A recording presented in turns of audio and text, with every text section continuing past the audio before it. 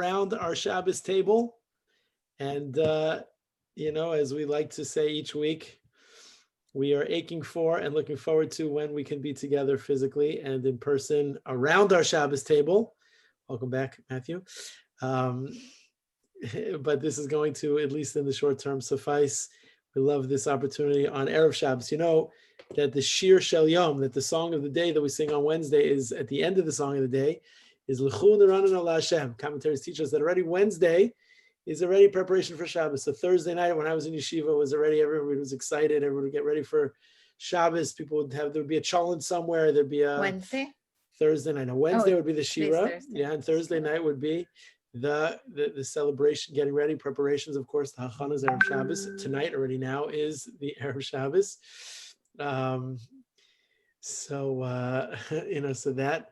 that really gives a chance to celebrate the Shabbos, bring it in, and to be ready for it together, nice and early. So great to be together. So we're looking forward to a meaningful conversation, shared thoughts, and some happy, good, fun time together. So, let's start with something tonight if we can. Can I just start with, something start? There you go so again. Here's one of the things that I think is good, because I know that there are a good number of people that listen to this broadcast afterwards. I'm thinking like in the hundreds. Could be thousands. Give or take. Give or take, hundreds or thousands. Yeah. So all of you listeners out there, this one's for you. and this bud's for you. Sponsored by the Boca Jewish Center. Anyway, and the felt out of the chat that I just got a WhatsApp chat from. So here's a question, here's a curiosity that I'm wondering about. Kanai Hara, Baruch Hashem, we have had exponential growth in South Florida. We've had unbelievable growth in the Boca Jewish Center community. So many new families are moving to the area. There's a lot of buzz about a lot of just different things. There's just, as people appreciate the treasure, the jewel of what South Florida is and what our community is, they're coming down, they're literally coming down in droves. And what Matthew and I are experiencing, I would say multiple times a day, and Jen and I as well, families like checking out the community and putting offers on homes and thinking about, relocating from different locations, and they're wanting to know about Boca, and they're wanting to know about the Boca Jewish Center, and they're wanting to know about our the candy that's given out during shul, and they want to know all the things that they want to know if they get candy even during a pandemic. So like all these things about it. So like, I find myself like now constantly talking about all the great things about Boca Raton. Like I feel like I'm not going to announce certainly now my candidacy for mayor, but if I was in a position like I feel like I now am to like share all the things about Boca and our community, like I feel like I'm doing that on a regular daily basis, and it's really been wonderful. So like it's gotten me to think about like, what is it that's so great about our community? I mean, I could do it like, the elevator pitch, and I'm not just talking about the Boca Jewish Center community or you're the converted in that sense. I'm talking about like South Florida and the quality of life and the living down here and how the amenities and the schools. Are people moving to Miami as much as they are to Florida? To Boca? Is Miami still open? Matthew, is Miami still? No. I think Miami. Is it Miami? Your Emmy? What's your Emmy? Yeah, your Emmy. Yeah, I don't know Miami, your Emmy. One of the Emmys, but it's not an Emmy. But origami. Oh, Morikami. So Morikami ground. Anyway, that's in Boca. That's in Boca. That's Boca. Yes. By the way, I love that place. You should know. I love that place. You ever been there? Peaceful. Extremely peaceful. We've been there with the kids, and they hated it. Too peaceful for them. I was like, yeah, guy, we went to. Where are the roller coasters? Yeah, we went. To have the cod pond. Matthew's never been there. Matthew won't even Google it, right? So the cod. There's a cod pond. You know what a cod pond is? Right. Koi. 10 times. What? Koi. Did I say cod? I think it's a connection. No, it's koi. I think it's cod. No, cod. Koi. Koi. You're right. It's koi. It's koi. Trust koi, me. Yeah. Those big orange fish? Yes. Yeah, no, koi. White ones that are cod. What? But we'll go with koi for this conversation. Koi. Really? Yeah. Not they are orange. Welcome to Around the Shabbos Table. So good to see everybody. As we like to say every week, we look forward to seeing you at our Shabbos Table. Anyway, the koi pond. Anyway, so I was telling my kids, look, guys, there's koi in the pond. They were like, Tati, time to go home. They were not enjoying that so much, but I love it there. It's very peaceful, and if you go on a Monday, it's closed, but if you go on a Tuesday, it's open. And, it's very peaceful. So why am I talking about that? Oh, I'm talking about it because all the wonderful things about this area, and you find yourself talking about it. since we have a nice, intimate, close group, tell me, like, what would you say if you had one thing, two things to tell us? What are your like highlights? Great things great things about Boca Raton. You're enjoying talking about Boca Raton. What's your favorite one favorite thing? You just took my thing. What's your one favorite Totally thing? just took my thing. What's your one favorite thing about Boca Raton? Linda, start us off. Linda. Is Well, Linda we'll good? forget about the weather, but there's a peacefulness in here. It's a real community. Of course, I'm not going to know anybody when we go back to Shul. Neither do we, don't worry. But there's also a sense of community, much more so than in a big city. I just always felt very comfortable here. Even after my husband died, there was no thought of me going back to Philadelphia. I just felt comfortable here. Do you ever feel that's like changing? I mean, there's so much. I mean, Oh. I've been here 33 years. I've been here since 81. It has changed. And Trudy's been here longer. She'll tell you, it's not a little town anymore. When I came, Blades Road was 2 lanes, one in each direction. Wow. Really? Uh-huh. Yeah, and Palmetto Right. Park Road didn't go all the way through. Right. And It's neither not did, right, where by Montoya Circle there. and Lyons Road didn't go through to Broward. Right.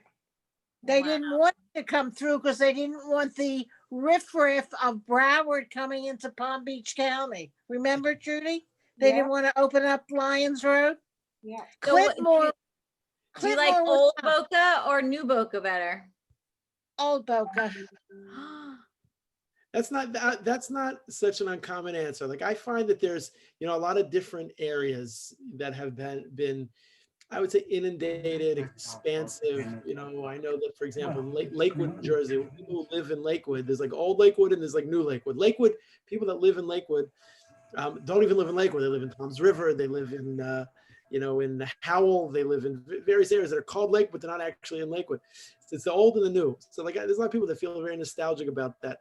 I actually find, that cozy, warm, softer pace, but still, vibrancy to it, but still slow pace. But I find that like Glades Road, Glades, and like even the highway, when you talk like certainly like the end of December through the end of January, you feel, Right.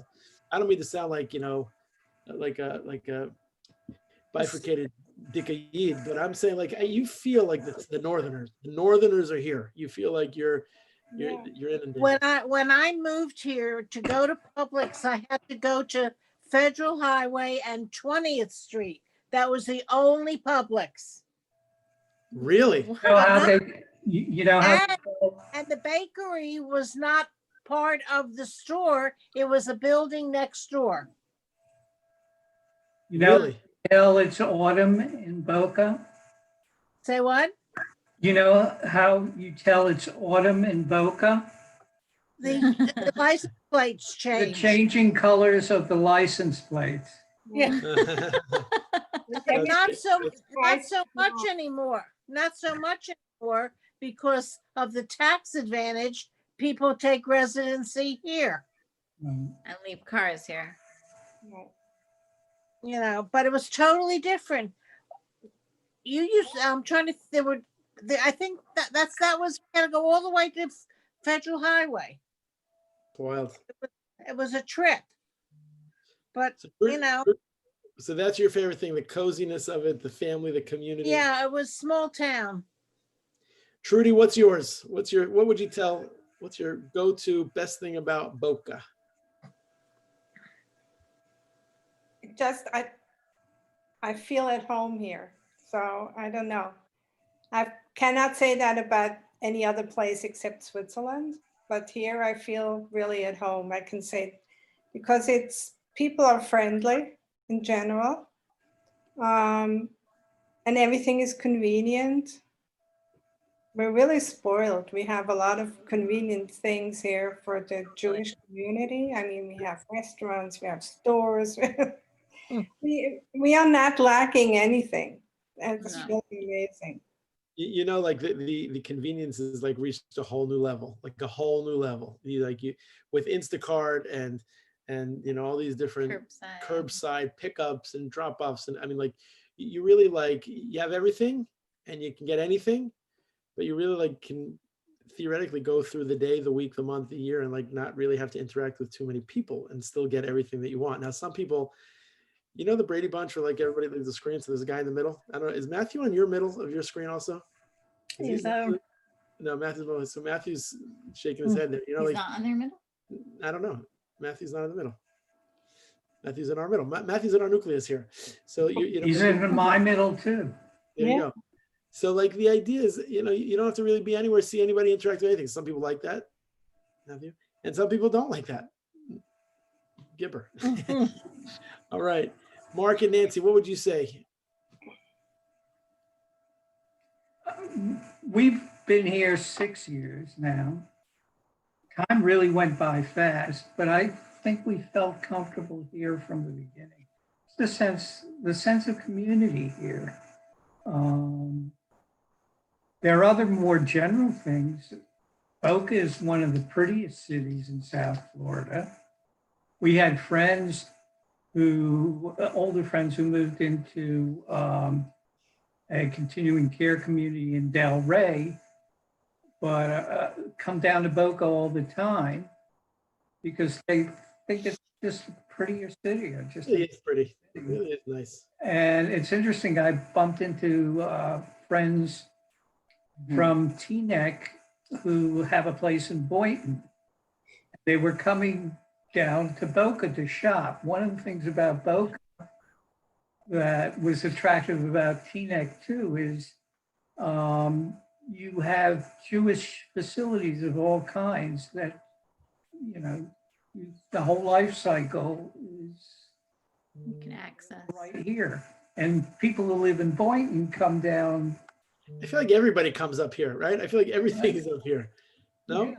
It's like someone asked about, is Miami any longer a place which attracts new people, new immigrants, so to speak? It's interesting. I think it used to, mostly because there was nothing up here, really, Right. until things developed. But this has become the center. Moving to Hollywood than I do Miami. Right. Still hear of people moving to Hollywood, but Boca is much prettier than Hollywood even. Yeah. But Hollywood has a very young community. The other interesting Yeah. phenomena I noticed over the last year or so, last couple of years, is we saw it in shul this week, last week, you get Haredi vacationers who come to Boca, Dhaka to Boca. And I talked to them, to the community and so on. I asked them, why did you come to Boca? Apparently it's word of mouth. Here you can get whatever you need Jewishly, religiously, I've been surprised by that. It's really like a Matthew, let me just wish you l'chaim on that. L'chaim tov l'shalom. You're enjoying tonight's festivities here. L'chaim. We should all have a glass of wine. Yes, or a bottle. We are around the Shabbos table, no? Yes. Yeah. We made kiddush. The schools, there were no schools here. No. When we Right. came, only high school was at 95 at Blades Road. There was no junior high. Spanish River was built while I was here. They used to say it was a joke that when you got to the Florida borderline, you left your children there because there were no facilities for them down here. There were every school. Matthew's like, here. Every Where school, can I leave them? yeah, every school had the portable places. It was crazy. It was great. We could go out on a Sunday or a Tuesday and pick strawberries, and we could go out in the field and pick peppers and tomatoes. Can't do that.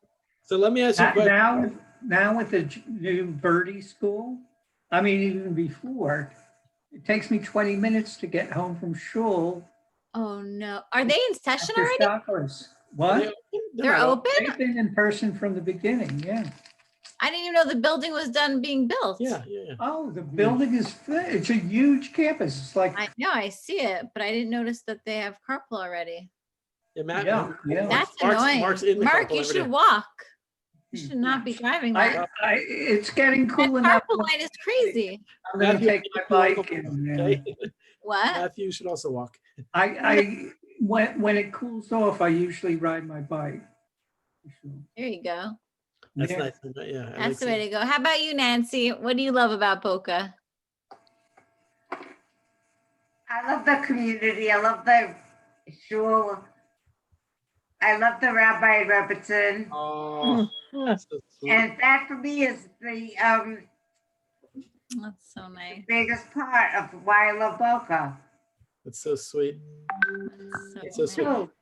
It's funny. See, Mark, to your point of just the Haredim and, Nancy, you're so sweet. We appreciate, and we of course feel the same way about you both and everybody here. One of the things that I love about Boca really is that it really has attracted, so many different types. I talk about our community, as Matthew knows, like as the Kotel. We are the Western Wall Shul. You'll find all different types. It's The unusual. Kosel. Oh, you say nice. We're gonna edit that part of the show, but thank you. Okay. Your name again? Sorry. Matthew. Matthew. Matthew. Enjoy your wine, Matthew. So the train of thought that there's so the Kosel Kotel, it brings everybody together. I find that's unusual. You go to shuls in most areas in the main metropolis areas, they look more or less the same. The same different type, and that's beautiful. That's great. You go to a shul in this place or that place. It's not as open or seemingly as diverse. Florida, South Florida, our shuls, you go into the other synagogues, shuls here for the most part, they're pretty much like that. And I love that. I think that's wonderful. You really get to interact with all types and be open-minded as part of what I learned this morning in our Chumash class, that, Avram Avinu was the paradigmatic, person who welcomed everybody with conviction and definition of being truly interested in everybody. And I love that, from Haredim to all types of everybody who's on every side of every spectrum. So people don't love that necessarily like we do, but we do. I love Yeah, that. but even like from the first time we were here, for the first week, you had classes Tuesdays and Sundays, and you had class. It was amazing. Like your mama had, it was amazing. Hashem. Yeah, So- Rabbi had a class, it was only one person. Well, what'd you say? Rabbi had a class even if there was one person. That's it. That's right. Remember those days? Of course I do. Of course I do. That's a famous story. That famous story about Rabbi Noah Weinberg. You know how that started? You know how that happened? No, I don't think so. I don't remember. So that's a famous story. So actually, as many of you know, so I was a Rebbe in Yeshiva University High School for boys. And then we moved to Israel, and I was a Rebbe in Netiv Aryeh in Eretz Yisrael, and then I became the dean of the Eisha Torah Beis Medrash program. And one of the prerequisites for my hire was, that I would study one-on-one with the venerable Rosh Yeshiva of Noah Weinberg, who at the time, believe it or not, I was very hesitant to learn with him because I felt, I was not interested necessarily I was still newly married, wet behind the ears, a little bit green, still didn't want to be indoctrinated by things that I'd found to be a little bit foreign, a little outside of the box, which was very closed-minded for an open-minded person. And I really credit my father for really pushing me to, be open-minded. It's an unbelievable opportunity. And I ended up spending 6 months learning with Noah Weinberg. We had a Thursday chavrusa. We used to learn Derech Hashem officially, but we used to learn about life together, and he would teach me and learn with me. It was extraordinary. So actually, there were a number of encounters that were really life-changing. In fact, I remember when I was offered the job to come to Boca Raton, and he was one of the first people that I spoke to and received counsel from, and just got his opinion. It's a conversation in and of itself, how he readied me and prepared me for what he thought was the important role of l'chaim, the important role of a Rav and a rabbi in America, and what that would mean. But we had one encounter, which was this was life-changing for me. And that's the one person, what I call the one person model, because the one person model is the model to everything in life, I think, that follows. And I'm admitting to you that that's not natural for public people necessarily. That's certainly not natural for Rabbonim. Wasn't natural for me at the beginning. And I think that this was like this hugely important part of my own development, my own growth, and actually the patience that has been necessary to grow our shul and, to appreciate every single person. That's the following. So we used to learn together, like I said, on Thursdays. And because I was running the Beis Medrash program, there was a part of the program that I was in charge of. It's called the Essentials Program. If you go to Aish Torah's website, they have an Essentials program where it's like basically their drop-in program. It's all the beginners, the ponytails, the piercings, you're Jewish, you're not Jewish, you might be Jewish, you think you're Jewish, whatever it is. It was the beginning program. And I didn't know much about it. It was actually in that program that I learned how to say Aaron and Maimonides and Tabernacle. I remember the first sermon I gave, or first few sermons I gave in shul.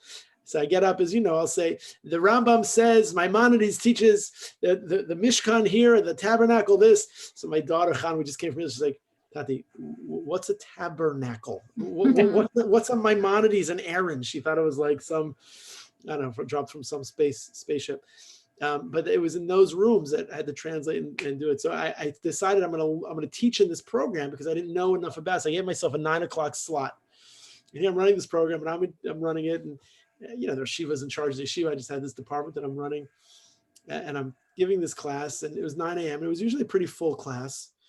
Obviously, depended on the time of the year. And this particular day, and this actually dovetails into what I talked about this morning in the Chumash class. The end, one of the last story I told today about Rabbi Hyman, and that is, I came to the yeshiva one day. I don't know about whatever day it was, a Monday or Tuesday, and I came to that 9 o'clock class, and there was one person in the class. One person in the class. And what do you do when you get to the class and there's one person there?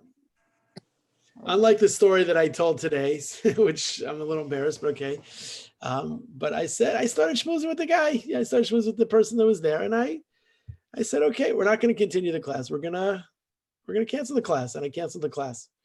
And that's why I felt so strong about the story that I told today, because think about the generations, the children, the descendants, the Talmidim. So I decided I'm going to cancel the class and maybe he was happy in a free period, maybe not, I don't know. Anyway, Thursday I get to the study to the Chavrusa with Rabbi Noach Weinberg, the Rosh Hashiva. He has the Derech Hashem, the Way of God Sefer book open, and he has it open. He sits down. He just stares at me. He's looking at me, and I felt like, I don't know, I felt his energy enter into my body, like, oh gosh, like some electricity was coming at me. And he shuts the book like a little bit harder than the regular shut, slams it down. And he says to me, just very simply, in like a light little niggin, like a light little song. He said, the Gemara tells us, Kol hamatzel nefesh achas misel kilu matzel olam alei. Kol hamatzel nefesh achas kilu matzel olam alei, which means anybody who saves one Jewish soul, it's as if you save a Jewish world. Anytime. And I was thinking to myself, like, gracious, I'm toast. I'm literally toast. And what I realized is, like, not too long before that, and I knew that I was doomed. There was a Jerusalem fellowship, a program that came through Aish Torah, and I was walking in the lunchroom, in the dining room area, and I heard the Rosh Hashiva giving a talk, and he was like thunder and fire, and I like peeked my head in as I walked past the room, and there was one person in the room there, and he was going at it like fire, and he referenced this like class that he gave. He said, if Adolf Hitler, Yamach Shemo v'zichro, one person, one world, how many worlds? One man can make a difference in destroying a world. One man, one woman, one person, one inspiration. He says, you never give up on one person, one class. I heard you cancel the class. Who cancels the class on one person?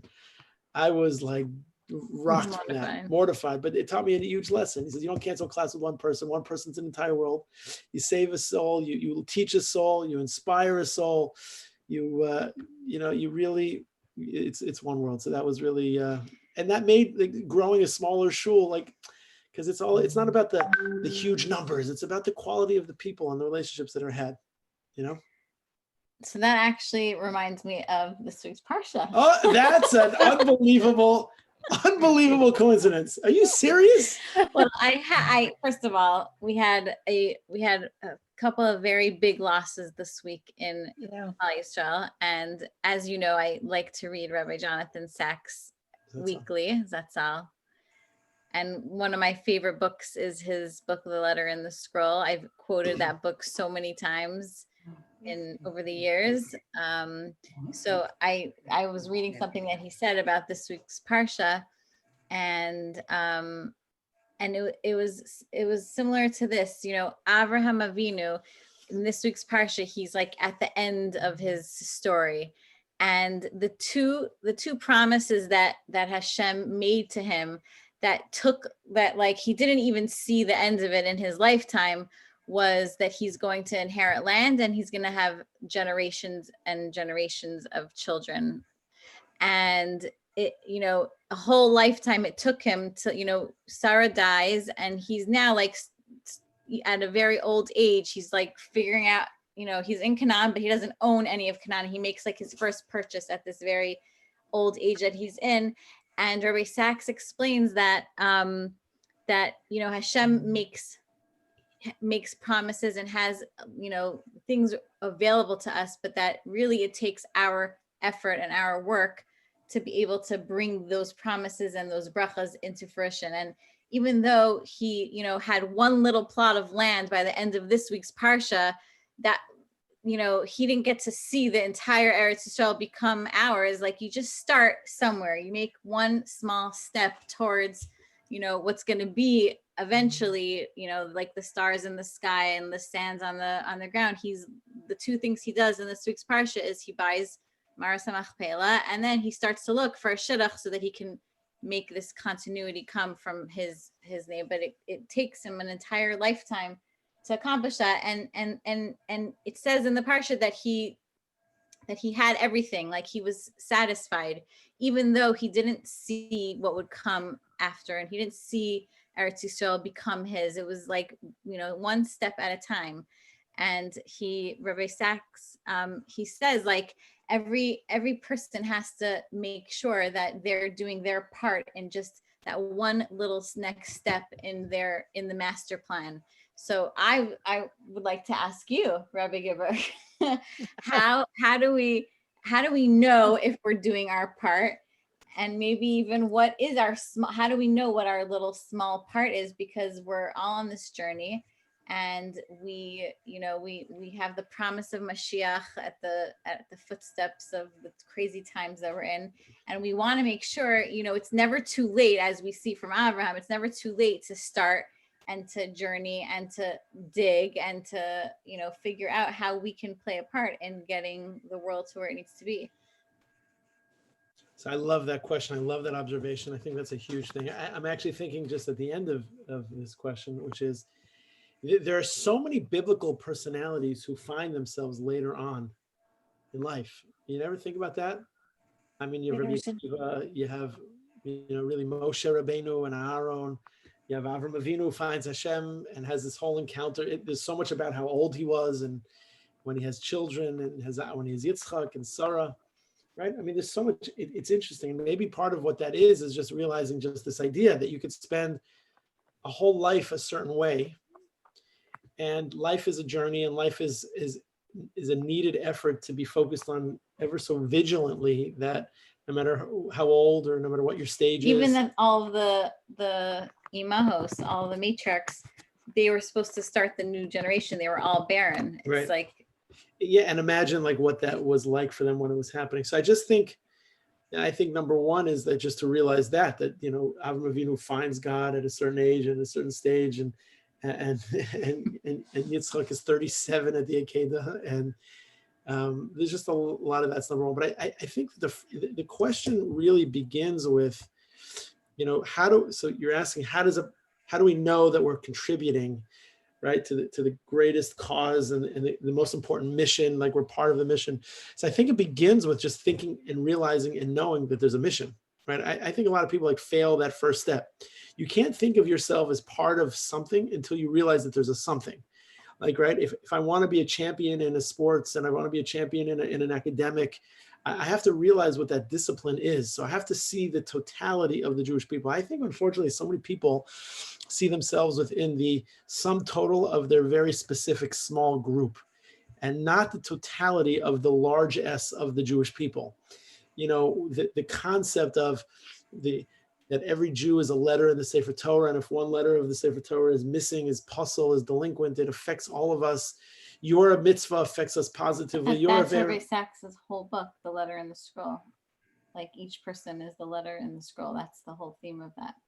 I read up on it quickly before tonight's class, but no, I read that book also a few times, and knowing that, I think that part of the problem is that a lot of people don't think of us as part of, we say it and it's a little bit more hyperbole and it's a little bit kumbaya, but like, do people really see themselves of the sum total? Do they live every day with something that has to do with that? Right. And I think that unfortunately what his history has shown time and again is that the only real times that people tend to associate with others that are really not their own is in situation of huge trial and tribulation and struggle, pandemic, Holocaust, war, anti-Semitism, these social civil injustices, when there's like an indiscriminate, definition of who's a Jew. Like nobody really knows the difference between one camp and another camp. Only we know the family politics, but the world outside doesn't know the family politics. We know the difference between a kippah srugana and a Haredi and a Chiloni and a Haredi and a Dati, Tzioni. We know these words, we know these camps, we know these places, but the world doesn't, and the world doesn't care about those things. It wasn't like when Chalila v'chas Rachmana litzlan lo aleinu, when Hitler and his cohorts Yimach Shemam v'zichram were sending our brothers and sisters to, and our families to the gas chambers, into the labor camps, into the death marches in Birkenau, in Treblinka, and in Auschwitz. So they didn't say like, oh, so let's take all the Charedim and let's take all the Chassidim, the Misnagdim, let's take the Chilonim.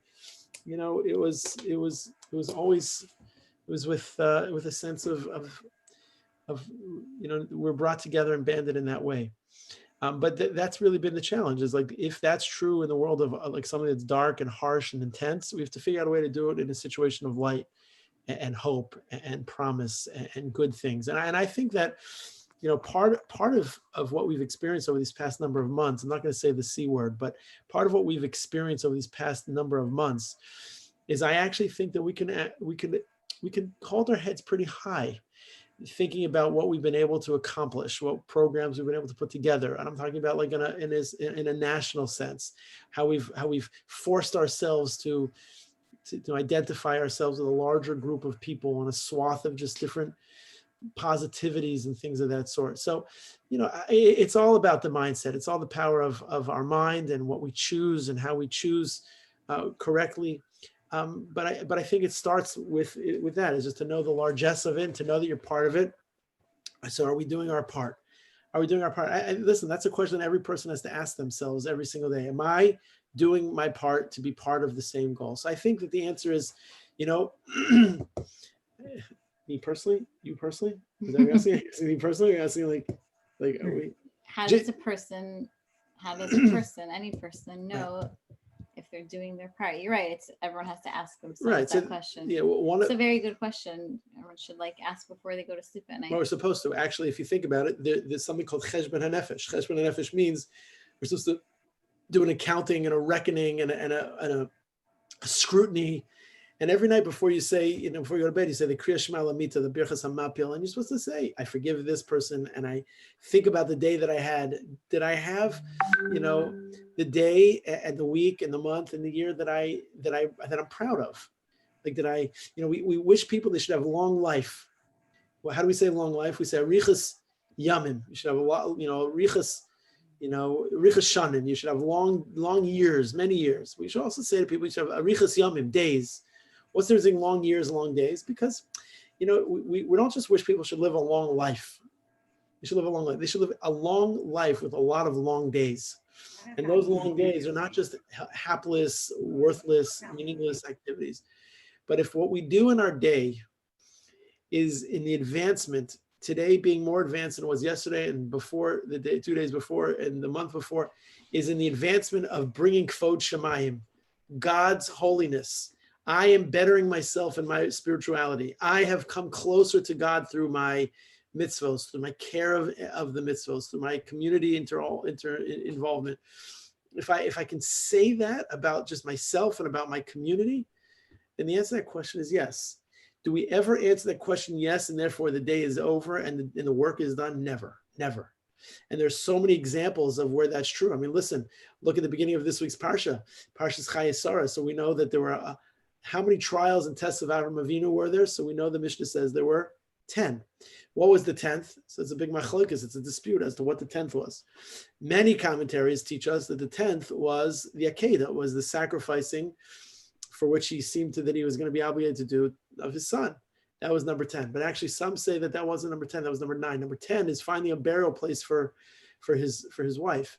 Why is that number 10? Why is that that's a greater test than the Akedah? That seems like to pale. And the answer is that imagine Avram Avinu after he comes down from the mountain with Yitzchak and after he was successful in this journey and he doesn't hold them back and he's able to bring, the sacrifice in the stead of his son. And now he's tested again. Like I got it. I did it. I was tenured and I'm accomplished and I've proven Yadate. I know that you are Yireh Elokimata. You're a God-fearing person. Now I have to go through this whole negotiation with this, evildoer, with this crook, this deceiver, this Ephron and 400 shekels and over la socher. I mean, come on. It's like really, like that's a big nisayon because when I feel like I've reached that milestone, those goals, like I feel like I'm done. And in Judaism and Yahadus, we realize that we're not done. There is no done. There is always what a person can accomplish, no matter what your age, no matter what your stage. And if a person is asking that question, then a person is heading towards being able to answer that question. So maybe we could go around the table and ask, what is something that you would love to accomplish in your daily life? You could pick one thing to add. I just got a text from somebody who said that you're doing your part and there are dishes in the sink and maybe somebody's not doing their part because dishes in the sink are things that one should do. The answer is that, we're going around the table? Yeah. Do your part. Okay, Linda, what do you think? I'm going to pass right now. Let me think. Okay, Trudy? I have to think about that too. Jen? Okay.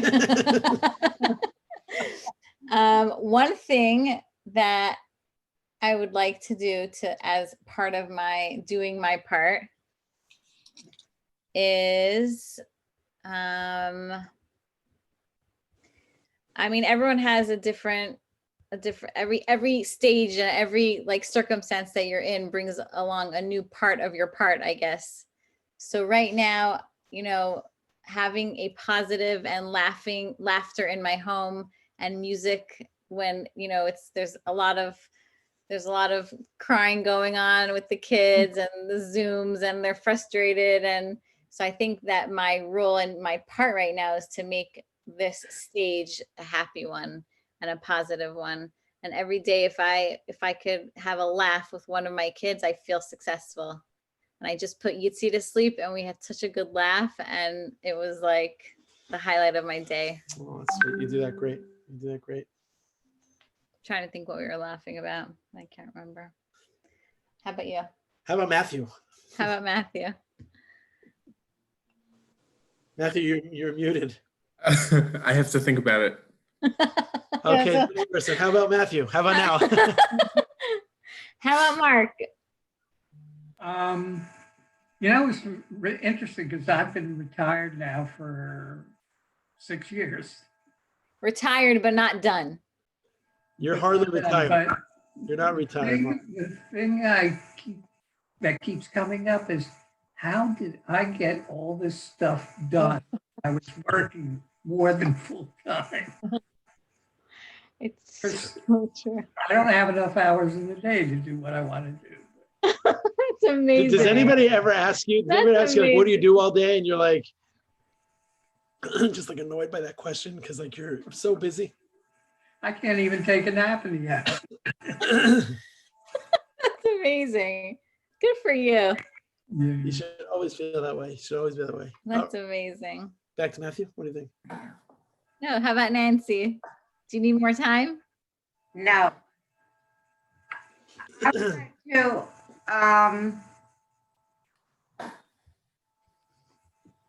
I would like to daven with Kavana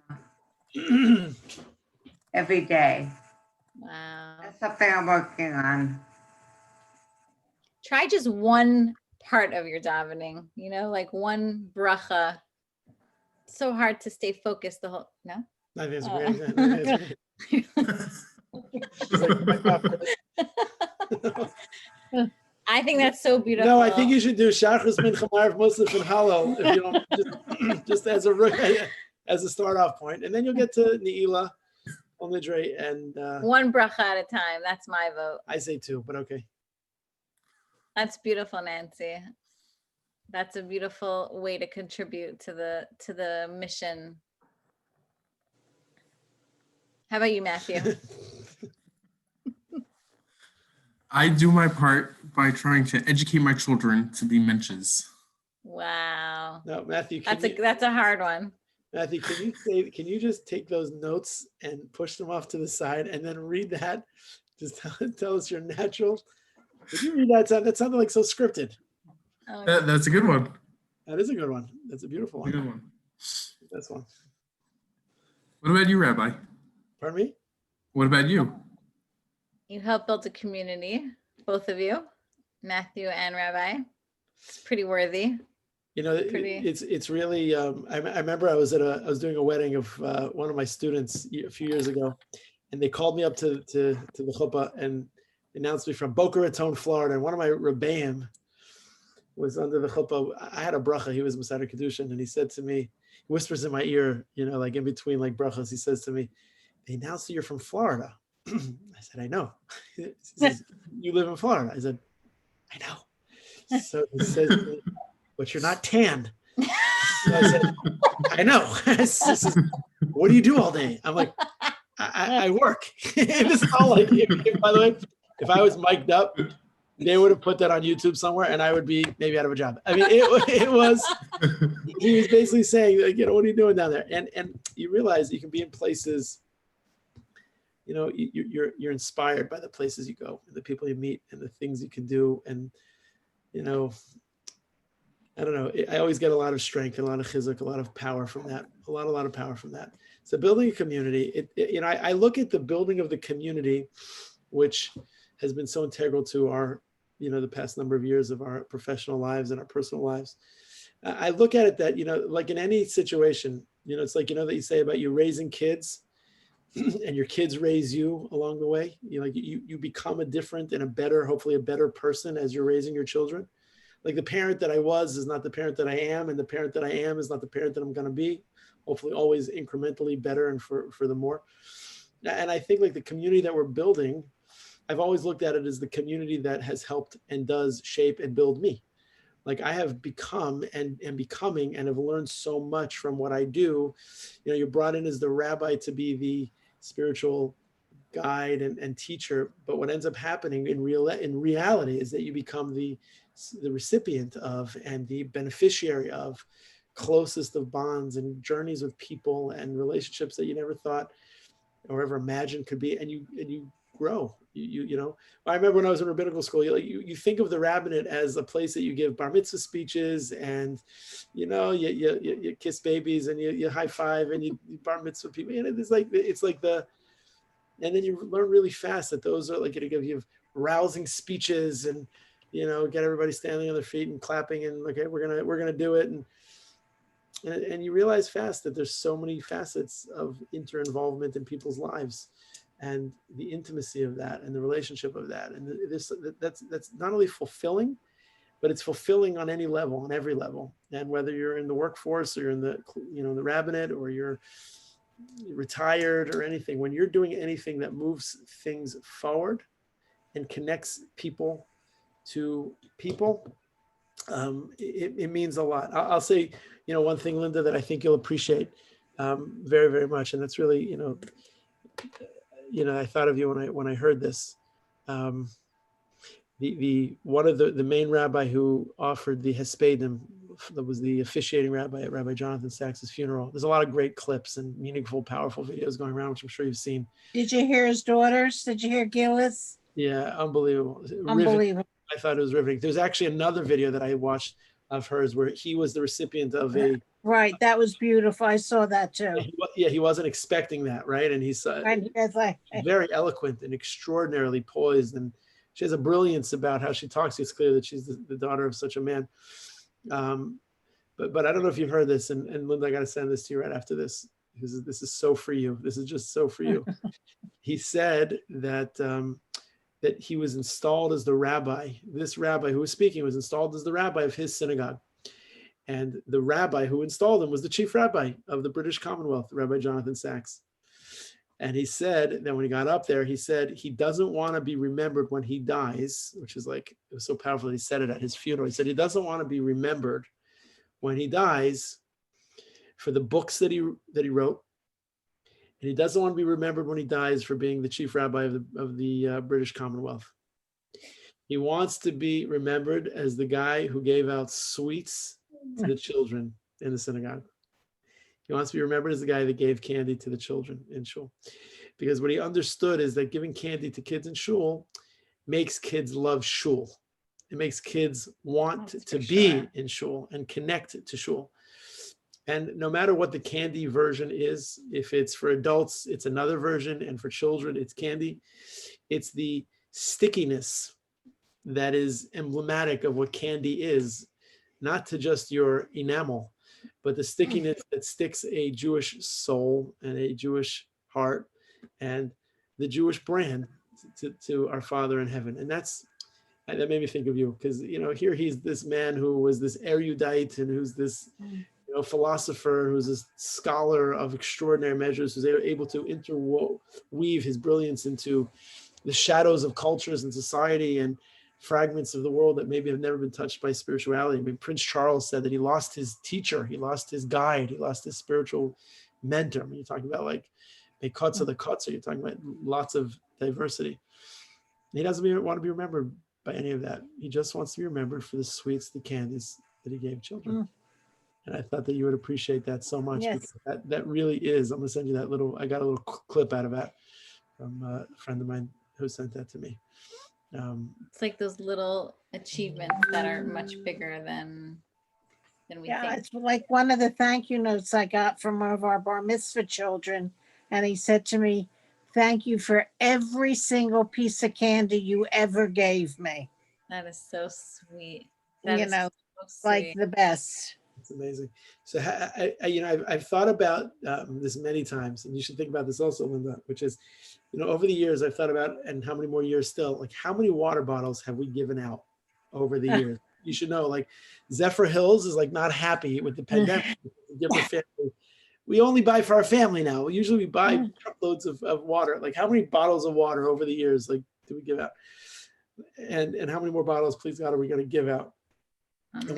And what is a bottle of water? And water, we say, is Mayim is Doma la Torah. Water is equivocated to Torah for a whole litany of reasons. It's a life source. It's a life source. It's the connector. It has the ability to penetrate like Rabbi Akiva. The water penetrates the rock. It's penetrate like Torah penetrates the heart, the soul. How many pieces of candy have you given out? How many pieces of candy have you given out to that kid and to how many kids? Like how many pieces of candy? What if you gave out 613 candies to one kid? You gave a whole Torah out to all these kids every time, every candy. It's not just like a rite, a ritual, a rite of passage. You go to the women's section, you get a candy. You're giving out sticky stuff. And these are not children who never get candy, but there's something different about the candy they get at shul. For sure, because it's stickier. And I mean, it's stickier in the sense that it sticks you to the place. When you get candy at Chuck E. Cheese, you're not related to Chuck E. Cheese. You're not related to even the kids that you give not candy, like you give them the snacks that they get at home. It's exciting to get it in shul. Yeah. It's kind of like a sermon. People feel the same way about a good sermon. They like a good sermon. A sticky sermon. But no, candy is sticky. So, I think that's it. When we think about the best part of Boca and the best part of our lives and the most, the meaningful things of our lives and the Parsha and Rabbi Sachs and Rabbi David Feinstein of blessed memory, the Posek Hador, and the people who sacrificed so much to give so much. And, we likewise learn those lessons and feel connected and feel committed and feel inspired to ask those questions. And what is it that we can do that's meaningful today that's different than what was meaningful yesterday? That it's not the same Shemona Esrei every day. It's a different Shemona Esrei. It's with different meaning and a higher level of maturation, a higher level of sophistication. Myself, my being, my spirituality, my soul, my family, my community, my world, it's on fire. And it's ablaze. But the two questions are very much connected because, you know, some people don't choose like, where do I want to live? They just like end up there somehow. But I think like, if you think about where are you going to grow the most? Where can you live that you're going to contribute the most?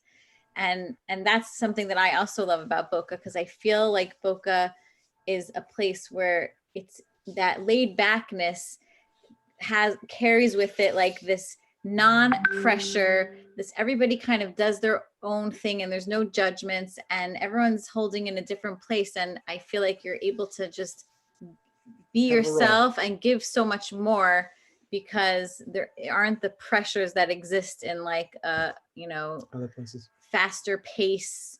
It you know, also competitive. depends on the neighborhood you live in. I think so too. I think that's a reflection of who you are. I think you're the rabbi, very special. Aww. I remember when we moved here 6 years ago, I was like, I couldn't believe it. Yeah. I was in a class in Teaneck, and my rabbi Teaneck said, "Learn your Boca, learn from the rabbi Boca." It was like amazing. It's different. It's all min hashamayim. It's all min hashamayim. It's all heaven sent and it's all divine. So you think it's just our community that's non I think the attitude, I think Boca is definitely different.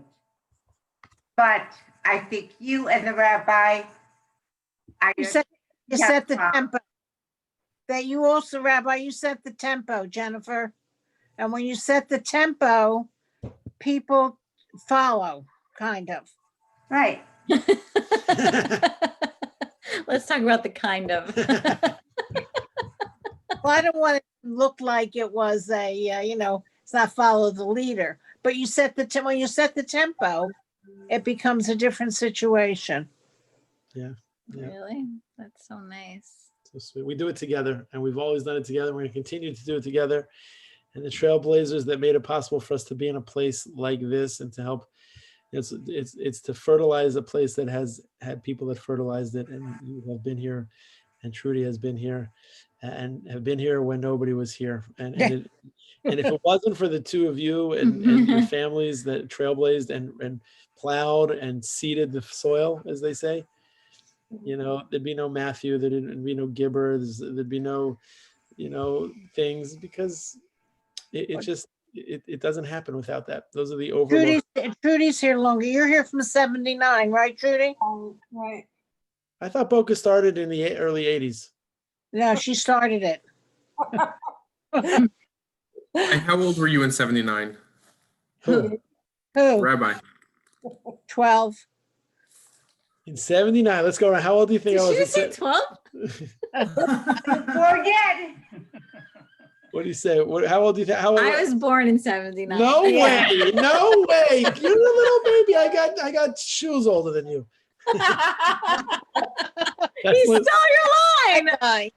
That's my line. He's into stealing lines that are on the Shabbos table. No, this whole night was fine. That's my line. Yeah. Wait, so Trudy, your kids, was anybody born here? Your kids are younger than me. Roger was 2 when we moved here. Wow, that's great.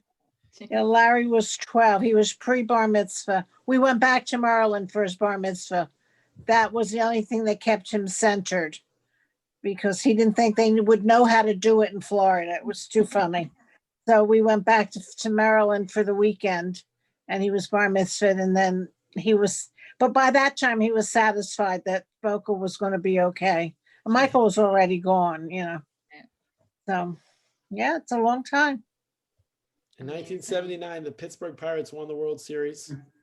I was wondering. Yes. I was just saying, when did they win the World Series? Kind of like my grandson, he knows all those stats.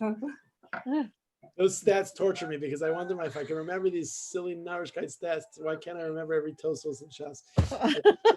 I was 3 years old in 1979. And Baruch Hashem, Matthew, you weren't born in 79. Baby. 69? When were you born? New York Mets won the World Series in 1969.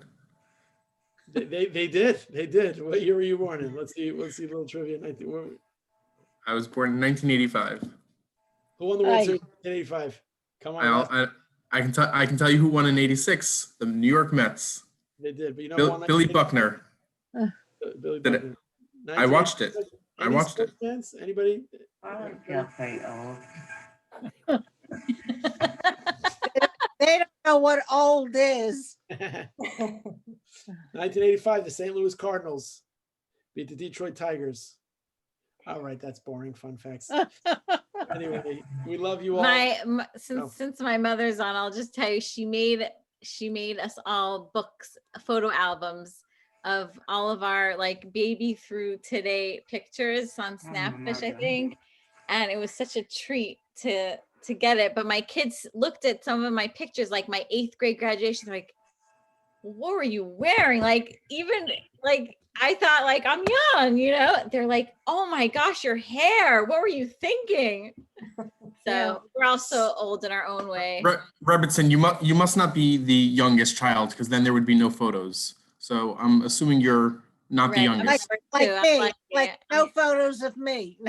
Aw, No, I'm there number are. 2. So the little one, yeah, she definitely got gypped, and I'm trying my hardest not to gyp my last 3 because The last 6. the last 3 because of Last it's 6, no, these no. iPhones. That's the problem. I was so good until these iPhones came and ruined everything. Well, Hannah's real good. Hannah Hannah- Israel. No, but they don't go in an album. That's the problem. She started Just- making albums. Send them in and make an album. Yeah, thousands of pictures. Anyways, Well, I thank have you a little- so much for coming to our Shabbos Thank you. table. It's always so much fun. Love to have this intimate time with you. It's amazing, and we hope to see you next week. Have a beautiful willing. Shabbos. Bye, everybody. Yeah. All have a great Shabbat shalom. Good Shabbos.